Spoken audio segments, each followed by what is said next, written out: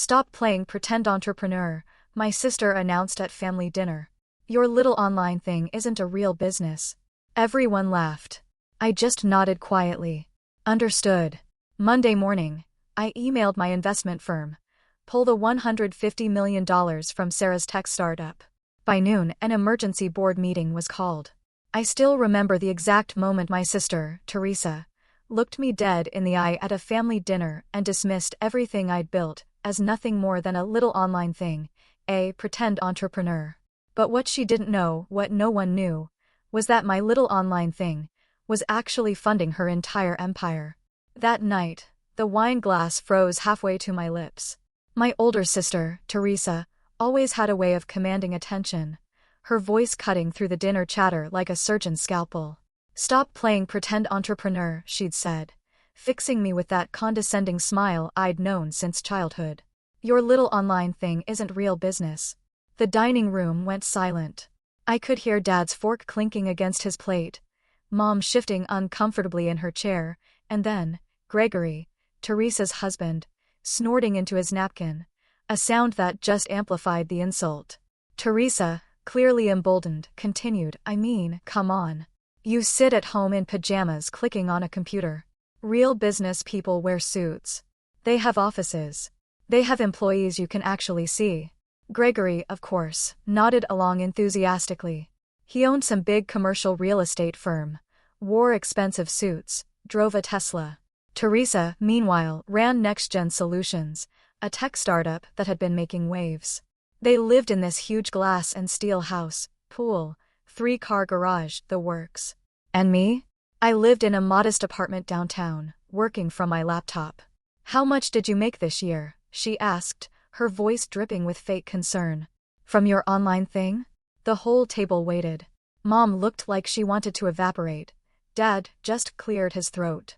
My younger cousin, Amanda, giggled nervously. "I do all right," I mumbled, trying to keep my voice steady. "All right." Teresa repeated the words like they were infectious. "You're 32 years old, and Mom told me you still have student loans. Meanwhile, I'm expanding to 3 new markets next quarter. We just hired 15 new developers." Mom tried to interject, "Teresa, honey," but my sister just waved her off. "No, Mom. Someone needs to say it. She needs to hear this. You're not helping her by pretending her little side hustle is equivalent to what Gregory and I do. It's not the same thing." Gregory leaned back, joining in.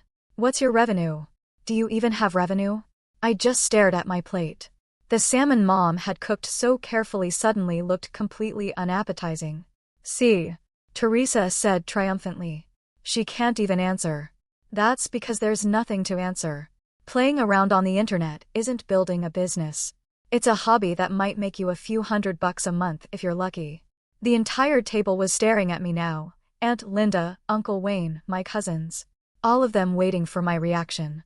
I slowly, meticulously folded my napkin and placed it beside my plate. "Understood," I said quietly. Teresa blinked.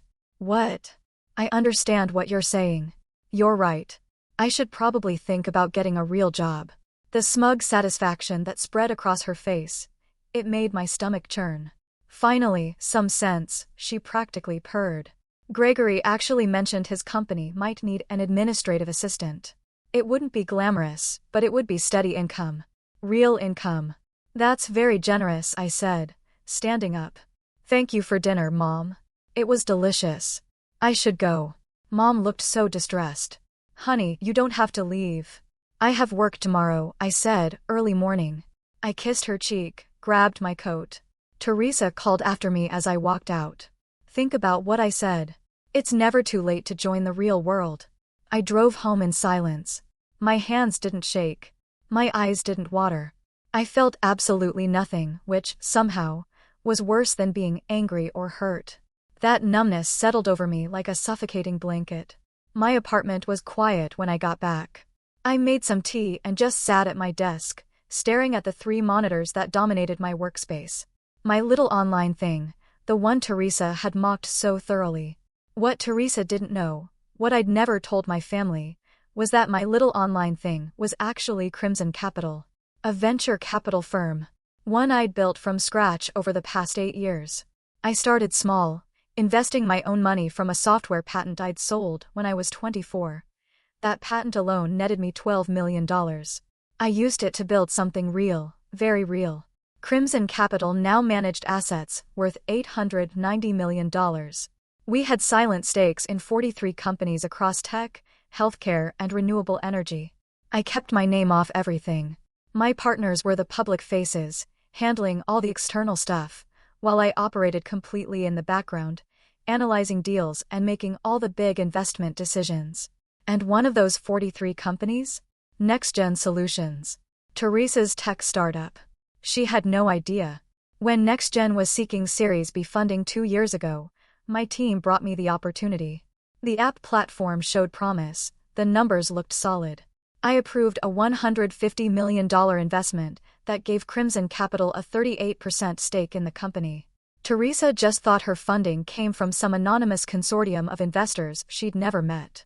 She signed the papers, celebrated with champagne, and never bothered to dig into the actual ownership structure. Gregory had been so proud, bragging to everyone about how his wife had attracted major Silicon Valley money. Well, that major Silicon Valley money was sitting in her apartment, drinking tea and staring at investment portfolios. I opened my laptop and pulled up the NextGen files. The company was doing well enough, revenue was up, user acquisition steady. They were burning cash at a reasonable rate. The expansion into 3 new markets Teresa had mentioned at dinner? Solid planning. But Crimson Capital owned 38%. And according to the shareholder agreement, any investor with more than 35% ownership had the right to call for a full board review and restructuring if they felt leadership wasn't serving the company's best interests. I'd never exercised that right. I'd always let Teresa run her company the way she saw fit. My phone buzzed. A text from Mom. "I'm sorry about tonight. Teresa shouldn't have said those things." I didn't respond. Instead, I opened my email and started typing. To Jonathan Reeves, Managing Partner, Crimson Capital. Subject: NextGen Solutions. Immediate action required. Time sent: Sunday, 11:47 p.m. Jonathan. Pull our entire position from NextGen Solutions, effective immediately. Exercise our contractual right to call an emergency board meeting for Tuesday morning, 9 a.m. I'll be attending in person. Prepare documentation for full investment withdrawal. We're liquidating our stake. I hit send. Then I closed my laptop, went to bed, and slept better than I had in months. Monday was a blur of preparation. Jonathan called at 7 a.m., his voice tight. "Are you absolutely certain about this? Once we file the notice, there's no walking it back quietly." "I'm certain. The board members are scrambling. Teresa called me 6 times yesterday evening. She's panicking." "Good." He sighed. "I've scheduled the meeting for tomorrow morning. Everyone confirmed attendance. They know this is serious." I spent the day reviewing every document related to the NextGen investment. That shareholder agreement Teresa had signed without reading carefully.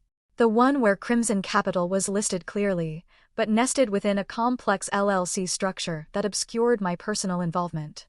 It was legal. It was intentional. And it had worked exactly as designed, keeping my identity separate from my investments. Until now. Tuesday morning arrived with gray skies and a cold wind. I dressed carefully. Navy suit, crisp white blouse, heels that added 3 inches to my height. My hair went up in a professional twist, diamond studs in my ears, my only jewelry. I looked like money because I was money. The emergency board meeting was set for NextGen's downtown offices, the fancy space Teresa had leased in a high-rise with a river view. I arrived at 8:45 a.m., taking the elevator to the 16th floor. The receptionist looked startled when I walked in. "Can I help you?" "I'm here for the board meeting. Conference room B." "I'm sorry, but that meeting is." "I'm aware it's closed." I cut her off. "I'm Natalie Morrison from Crimson Capital." I called the meeting. Her eyes widened. "One moment, please." She picked up the phone, speaking in hushed, urgent tones. 30 seconds later, a man in his 50s emerged from the hallway. Nathan Cross, NextGen's CFO. I'd reviewed his employment contract personally when he was hired. "Ms. Morrison." He extended his hand.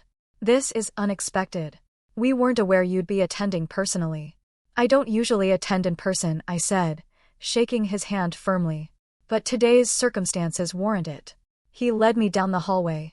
Through the glass walls, I could see them all assembled. Board members I recognized from their files, 2 venture partners from other firms, and Teresa, sitting at the head of the table, looking confident and completely unprepared. I walked in. Every head turned. Teresa's eyes met mine. Confusion flickered across her face. Natalie, what are you doing here? I'm here for the board meeting. I took a seat directly across from her. This is a board meeting for NextGen Solutions. You're not, she stopped mid-sentence. Something in my expression must have registered. What's going on? Nathan Cross took his seat. Ms. Morrison is the founding partner of Crimson Capital.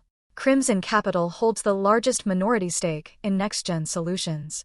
The color drained from Teresa's face. What? Your Series B funding, I said calmly. The $150 million that allowed you to expand operations, hire your development team, and lease this beautiful office space? That money came from my firm. Teresa looked like she'd been slapped. That's not possible. The investment came from a consortium. I never saw your name on any documents. You didn't look carefully enough, I replied. Crimson Capital is listed in your shareholder agreement. We structured the investment through an LLC to maintain privacy, but the documentation was clear. Page 7, Section 3, Subsection B. I opened my briefcase, pulled out a copy, and slid it across the table. You might want to review it. Her hands shook as she picked up the document. I watched her eyes scan the page, searching for proof I was lying. She found my company's name instead, nestled in the legal structure she'd signed without thorough review. You've been my investor for 2 years, she whispered, her voice barely audible. You never said anything.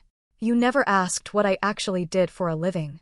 You were too busy explaining to everyone how I didn't have a real business. Nathan Cross cleared his throat. Ms. Morrison has exercised her right under the shareholder agreement to call for this emergency meeting. She's indicated an intention to liquidate Crimson Capital's full position.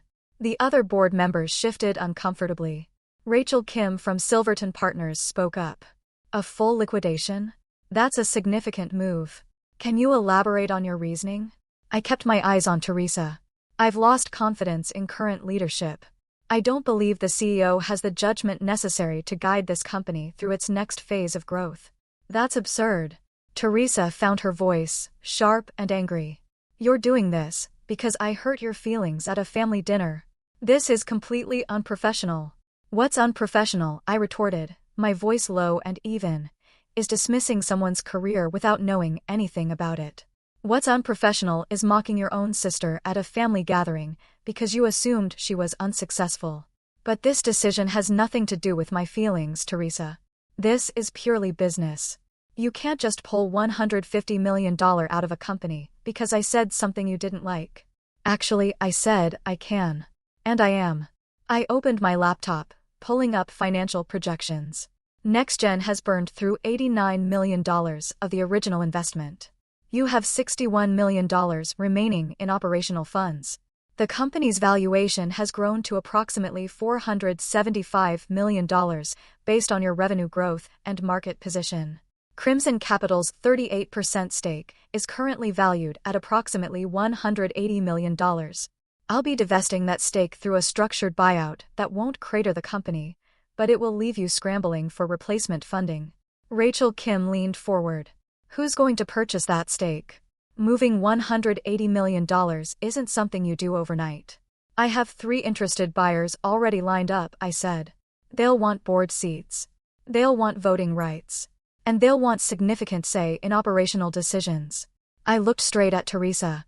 Your autonomy as CEO is about to become much more limited. Nathan Cross was typing rapidly on his tablet. If we lose Crimson's capital and bring in new investors with board seats, we'll need to restructure completely. The expansion plans would have to be delayed, possibly indefinitely.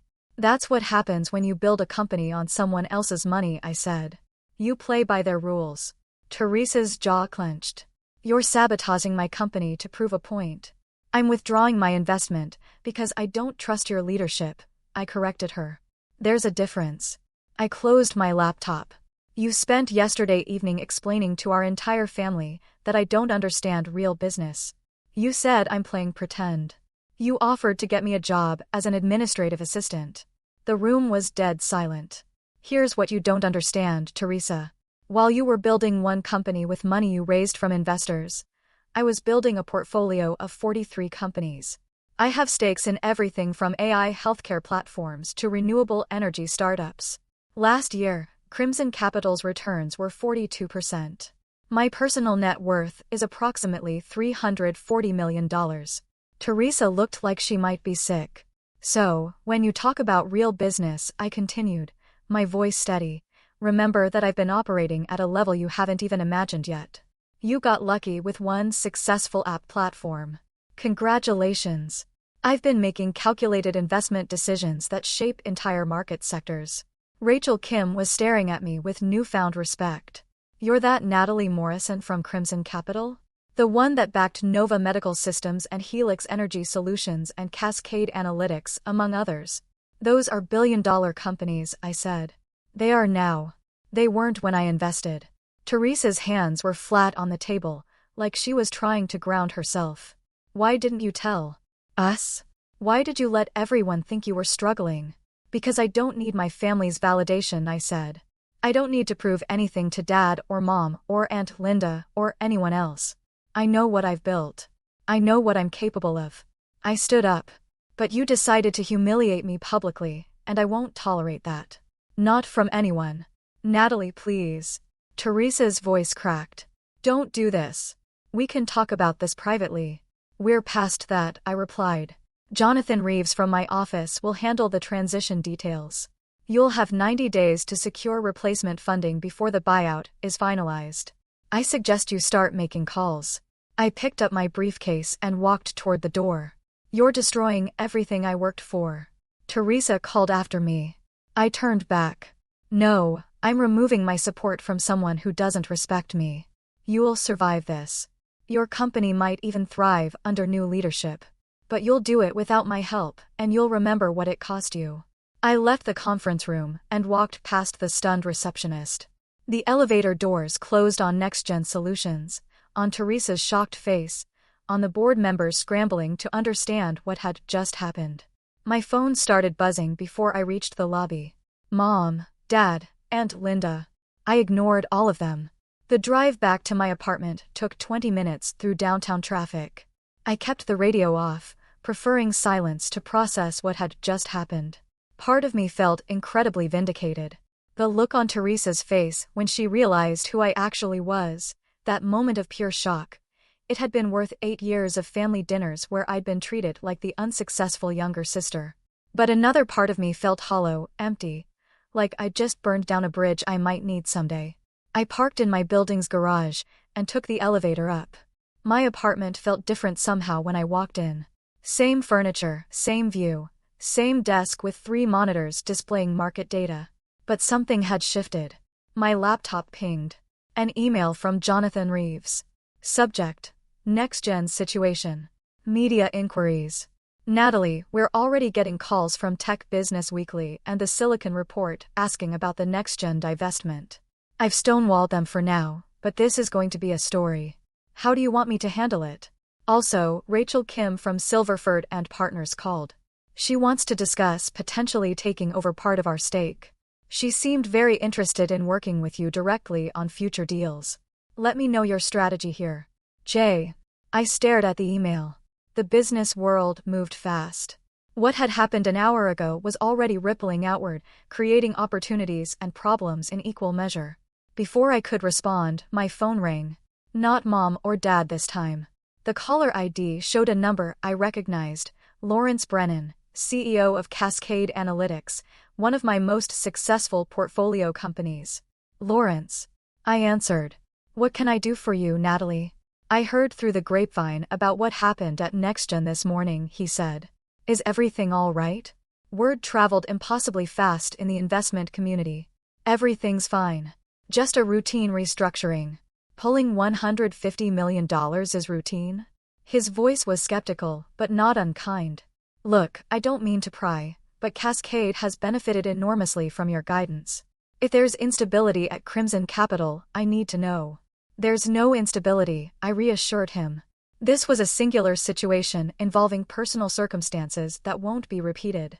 Personal circumstances, he repeated, letting those words hang in the air. I see. Well, I trust your judgment. You've never steered me wrong. But Natalie, and I'm saying this as someone who considers you a friend, not just an investor, be careful. Mixing personal and professional rarely ends well. I appreciate the concern. Good luck. And if you need to talk, I'm here. After he hung up, I sat down at my desk and opened the next-gen files again. Teresa's company was solid. The technology was sound. The team was competent. The market opportunity was real. Everything about it screamed good investment, except for one factor. The CEO had publicly humiliated me. Was that enough reason to torpedo a $170 million stake? My email pinged again, this time from someone unexpected. Nathan Cross, NextGen CFO. Subject: Confidential discussion request. Miss Morrison, I hope this message finds you well. After this morning's board meeting, I feel compelled to reach out directly. I've worked with Teresa for 18 months now. She's brilliant, driven, and has built something genuinely innovative. She's also young, sometimes arrogant, and occasionally lacks the emotional intelligence that separates good CEOs from great ones. What happened between you two is none of my business, but I have a company full of employees who depend on NextGen's success for their livelihoods. Families counting on this company to survive. I'm asking you to reconsider your decision. Not for Teresa's sake, but for theirs. If there's any possibility of finding a resolution that doesn't involve liquidating Crimson's position, I would be deeply grateful for the opportunity to discuss it respectfully. Nathan Cross. I read the email 3 times. Nathan was right. NextGen had a substantial workforce, depending on the company's stability. Engineers, designers, sales staff, support teams. People with mortgages and car payments and kids in college. None of them had anything to do with what Teresa said at a family dinner. My actions would affect all of them. The realization settled over me like cold water. I'd been so focused on Teresa, on my anger and hurt, that I hadn't fully considered the broader impact. Pulling my investment wouldn't just damage my sister. It would send shockwaves through an entire organization. I picked up my phone and called Jonathan. He answered on the first ring. Tell me honestly, I said without preamble. Am I making a mistake? Do you want my professional opinion or my personal one? Both. Professionally, pulling out of a performing investment because of personal conflict is questionable at best. It sets a precedent that Crimson Capital makes decisions based on emotion rather than data. That's not good for our reputation. And personally? I prompted. Personally, he said, his voice gentle, I understand why you're angry. What your sister said was cruel and dismissive. You had every right to be hurt. But Natalie, you've built something extraordinary over the past 8 years. Don't let one bad family dinner destroy what you've created. Not just Crimson Capital, but your relationship with your sister. She destroyed that relationship, I countered, when she decided to humiliate me. Did she? He asked. Or did she just make a mistake born of ignorance? I'm not defending what she said, but from what you told me, she genuinely didn't know what you do. She thought she was giving advice to someone who was struggling. That doesn't make it okay. No, it doesn't. But it makes it human. People say stupid things. They make assumptions. They hurt each other without meaning to. He paused. The question is, what kind of person do you want to be? Someone who wields power like a weapon when you're hurt, or someone who uses power responsibly, even when it's hard? I closed my eyes. You're supposed to be on my side. I am on your side. That's why I'm telling you this. After we hung up, I spent the rest of the afternoon wrestling with the decision. I pulled up financial models, reviewed investment theses, analyzed market conditions. Everything I looked at confirmed that NextGen was a solid company with strong fundamentals. Everything except my wounded pride. The fallout was immediate and brutal. By Wednesday morning, word had spread through the family about what had happened. Mom called 17 times. I finally answered on the 18th. Natalie, what have you done? She cried, her voice strained. I withdrew my investment from a company. That's all. That's all. Teresa is devastated. She's been crying for hours. Gregory called your father, saying you sabotaged them out of spite. I made a business decision based on my assessment of leadership quality. But she's your sister.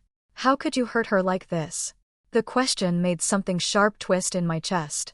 How could she hurt me like she did, in front of the whole family? She didn't know what you actually did for work. She thought she was giving you advice. She thought she was superior to me.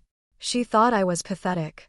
And instead of asking questions or showing interest in my life, she decided to publicly humiliate me. My voice stayed level.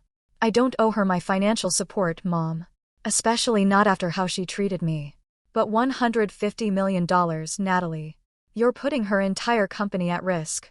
She'll find other investors. She has a solid product. She'll land on her feet. Will she? Mom's voice broke. Your father is worried she might lose everything. Then maybe she'll learn something about making assumptions. I hung up before Mom could respond. The phone rang again immediately. I turned it off. Wednesday brought another wave of consequences. Teresa went to the press. An article appeared in TechPulse about internal conflict at NextGen Solutions. She didn't name me specifically, but she talked about personal conflicts with investors that were threatening the company's stability. The business community started talking. My phone, when I turned it back on, was full of messages from other portfolio companies wondering if I was unstable, if I made investment decisions based on personal grudges, if their funding was secure. I spent Wednesday afternoon on damage control calls. Lawrence from Cascade Analytics wasn't the only CEO who'd heard rumors. Helix Energy Solutions wanted reassurance. Nova Medical Systems requested an emergency call with their board. Even small portfolio companies representing less than 1% of Crimson's assets were suddenly nervous. I need you to understand something, I told David Jang, CEO of Helix Energy. What happened with NextGen is an isolated incident involving unique personal circumstances. Your company's funding is completely secure. Crimson Capital's investment in Helix has always been based on your technology, your team, and your market potential. Nothing about that has changed. But you pulled $150 million from a successful company over what people are saying was a family argument, David said carefully. That makes investors nervous, Natalie. It makes us wonder if our funding depends on keeping you personally happy rather than hitting our business milestones. The word stung because they were fair. I understand your concern, and I'm going to be transparent with you in a way I haven't been with most people. My sister is NextGen's CEO. She didn't know I was her primary investor. The situation that unfolded was complicated by family dynamics that have nothing to do with how I evaluate business performance. There was a long silence. Your sister runs NextGen? Yes. And she didn't know you were backing her company. I keep my involvement in portfolio companies confidential. Always have. It allows me to make objective decisions without personal relationships clouding my judgment. Until those personal relationships blow up in your face, David said, not unkindly. I get it now. That's a complicated situation, but it doesn't change the fact that you made an emotional decision that's affecting your reputation. Our investors are already asking questions about Crimson's stability. What do you need from me to reassure them? Fix the situation with your sister. Show the community that you can handle personal conflict without nuking business relationships. Because right now, the narrative is that you're vindictive and unpredictable. That's not the Natalie Morrison I've known for 3 years. After that call ended, I sat staring at my monitors for a long time. The market data scrolled past, meaningless numbers and charts that usually brought me clarity.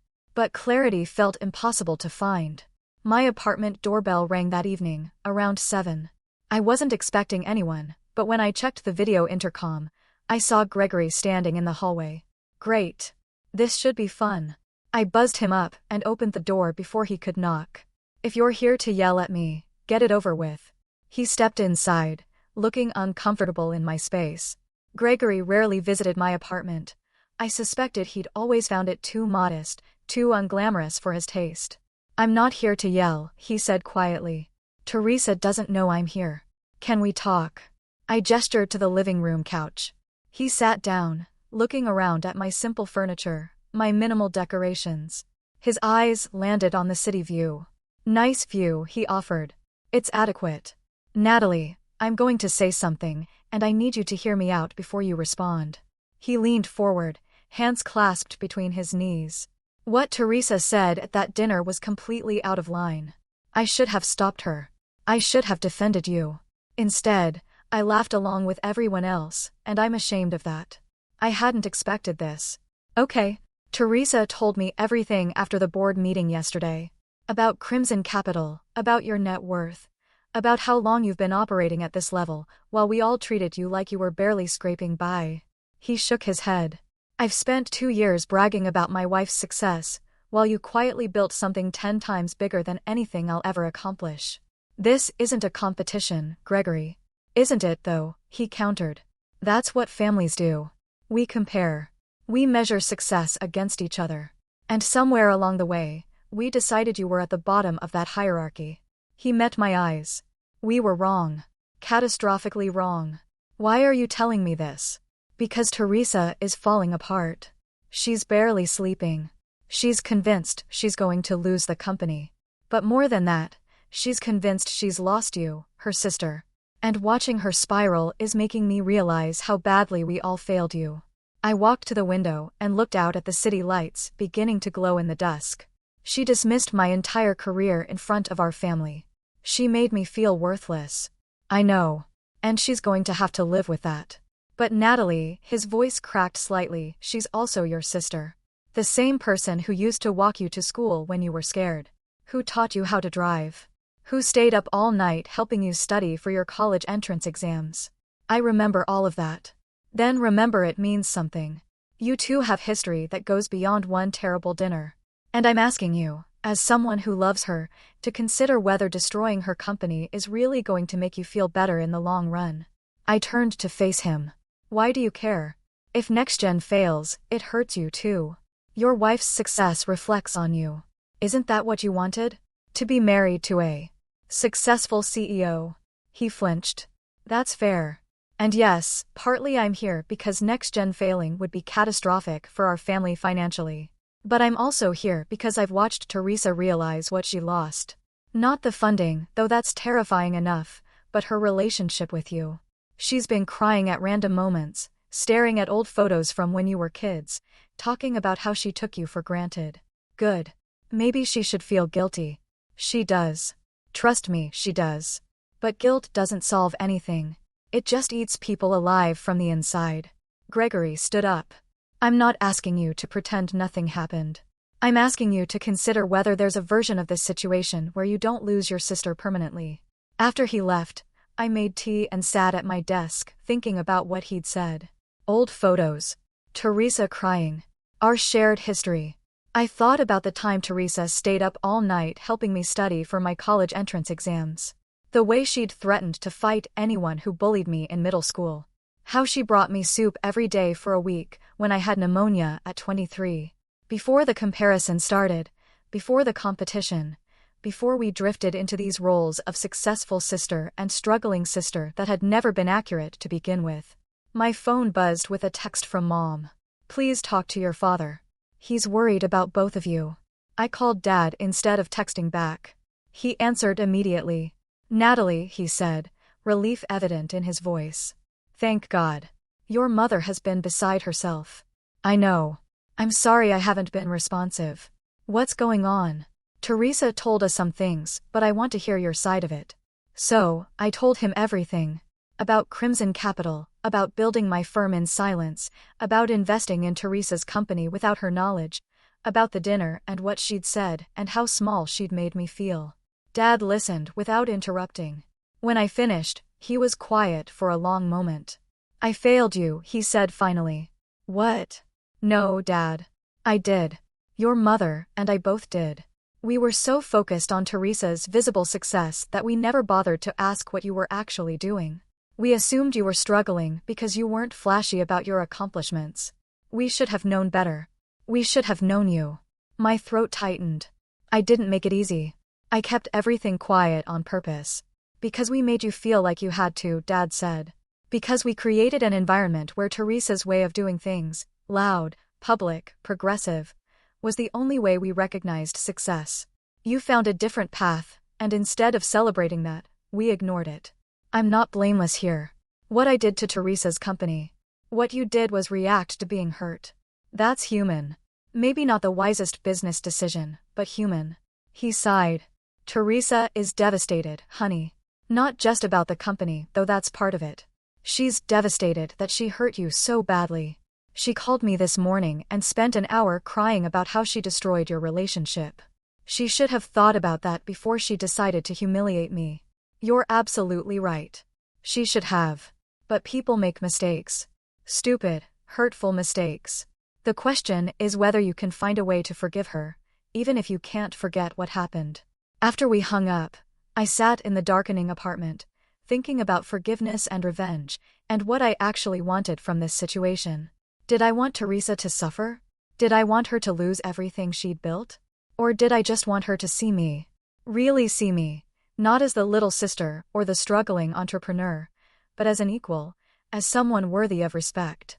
My laptop was still open to NextGen's financial files. I pulled up the employee roster and started reading through names and positions. Engineers who'd probably moved across the country for this job. Recent graduates in their first positions. Parents and spouses and people trying to build careers. Over 140 people whose livelihoods depended on the company's stability. Jonathan called Wednesday morning. We need to have a conversation. Go ahead. The other partners are concerned.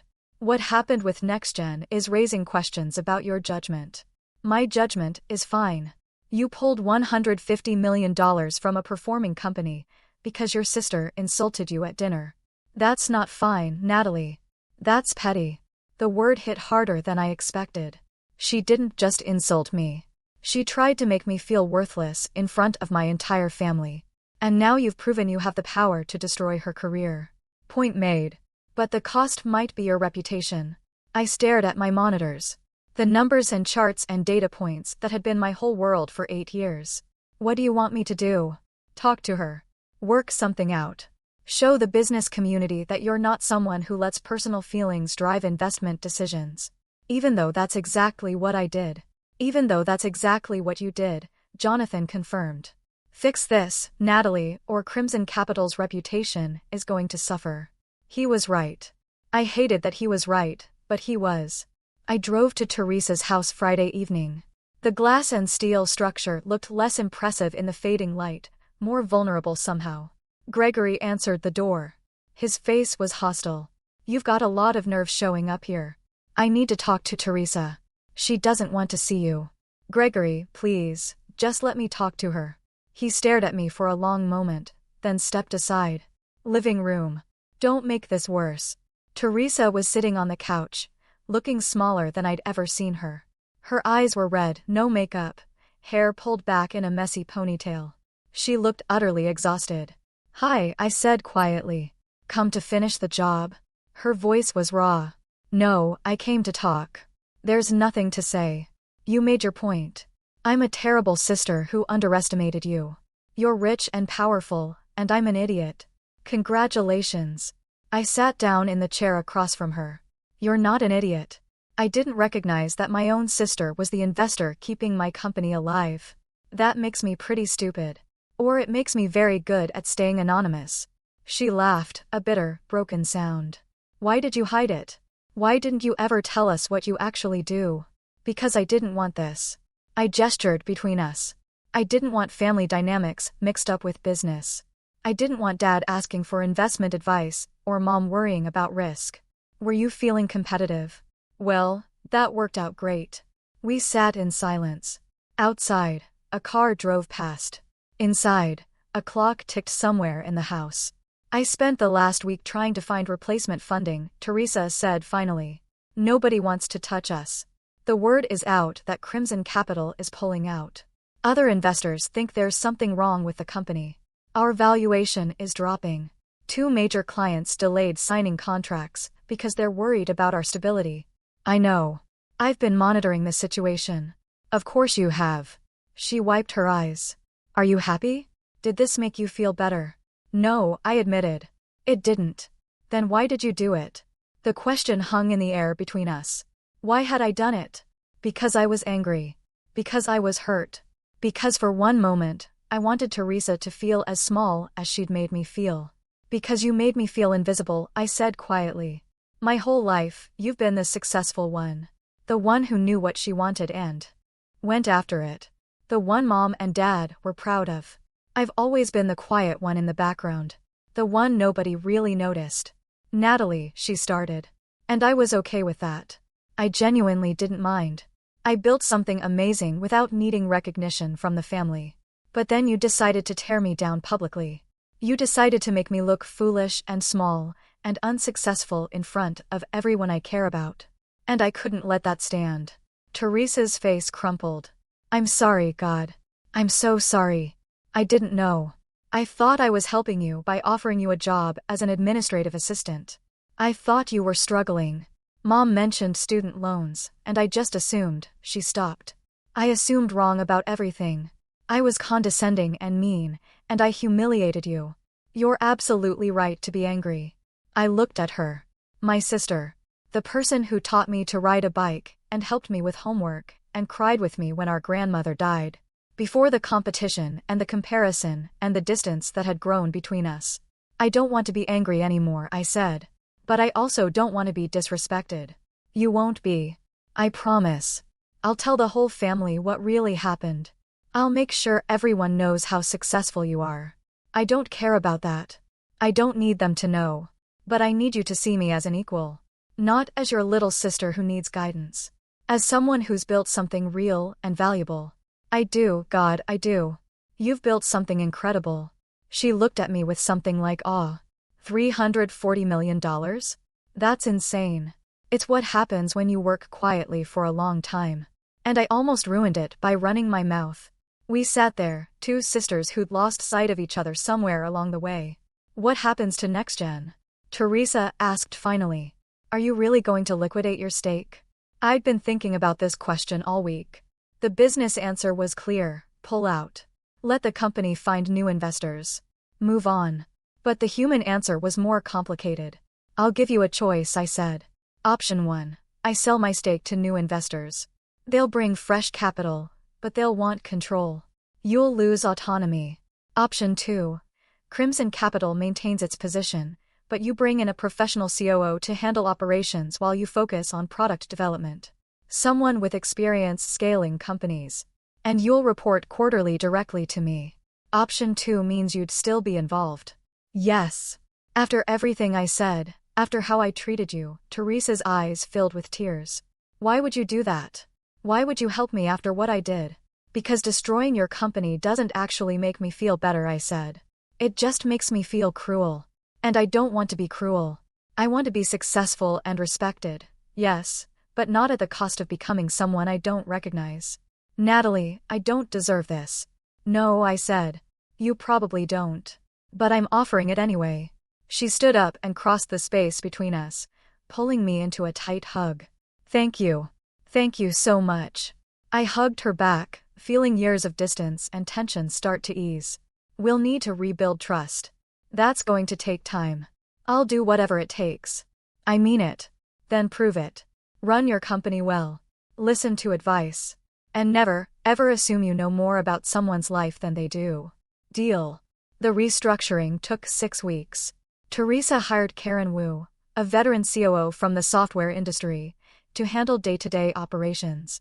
I sat in on the interview personally, asking questions about scaling strategies and team management.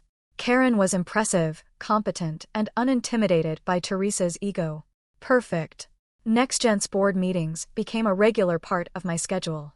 I showed up in person once a month, reviewed financials, provided strategic input. Teresa deferred to my advice more often than I expected. She was learning, slowly, to see me as someone worth listening to. The family dinner that December was different. Mom seated me next to Teresa. A deliberate choice. Dad made a toast before the meal. To family, he said, raising his glass. To success in all its forms. And to learning that we don't always know as much as we think we do. He looked directly at Teresa when he said it. She nodded, accepting the gentle rebuke. I want to say something, Teresa announced after the toast. The table quieted. I owe everyone here, but especially Natalie, an apology. A few months ago, I said some incredibly disrespectful things about her career, things that came from my own ignorance and arrogance. She turned to me, her eyes shining. Natalie is one of the most successful people I know. She's built a venture capital firm that manages close to $1 billion.